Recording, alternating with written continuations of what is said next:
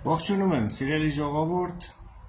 եւ այսպես հաշված օրեր են մնացել Հայաստանի Հանրապետության խորհրդարանական ընտրություններին։ Կարծում եմ բոլորի համար ավելի քան ակնհայտ է արդեն այն, որ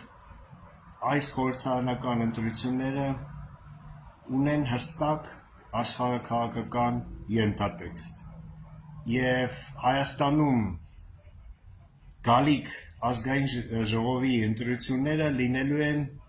Հայաստանի եւ Հարավային Կովկասի համար տերությունների, իսկ հիմնականում դա լինելու է Արևմուտքի եւ Ռուսաստանի միջև թեժ եւ կատաղի պայքարի հարթակ կամ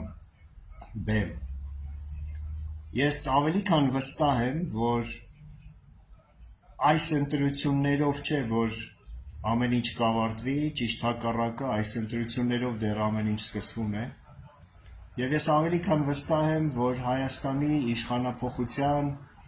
այս երկար գործընթացը եւ Հայաստանում նորմալ ազգային արևմտամետ ժողովրդի սերն ու հարգանքը եւ վստահությունը վայելող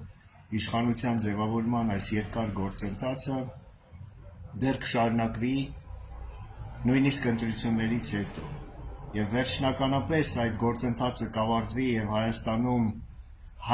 ժողովրդի իշխանություն կձևավորվի, ժողովրդի սերն ու հարգանքը, վստահությունը վայելող իշխանություն, կառավարություն, խորհրդարան կձևավորվի միայն ու միայն երկու կարևորագույն աշխարհաքաղաքական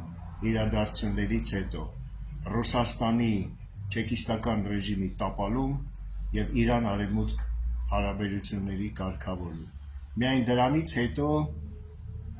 թե մեր տարածաշրջանում, թե այսպես կոչված հետխորհրդային բոլոր երկրներում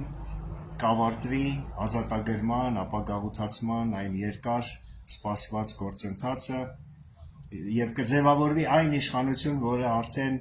ոչ միայն կվայելի ժողովրդի սերն ու հարգանքը, վստահությունը, համակրանքը,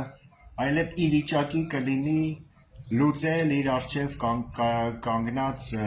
լրջագույն ռազմավարական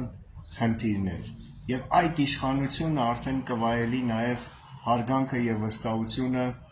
Արևմուտքի եւ Հայաստանի իրական դաշնակիցների։ Այս ամենի մասին ավելի մանրամասն վաղը ես կխոսեմ YouTube-յան ալիքի իմ ուղիղ եթերում երեքշաբթի վաղը հունիսի 2-ին ժամը 15:00-ին իմ YouTube-յան ալիքի ուղիղ եթերում։ Շնորհակալություն, որ ինձ հետ էիք, միացեք այս գալիք եթերին, որը որ ես շատ եմ կարևորում, տարածեք իմ այս հայտարարությունը եւ կհանդիպենք վաղը երեքշաբթի հունիսի 2-ին իմ ալիքի ուղիղ եթերում։ Ստեսին։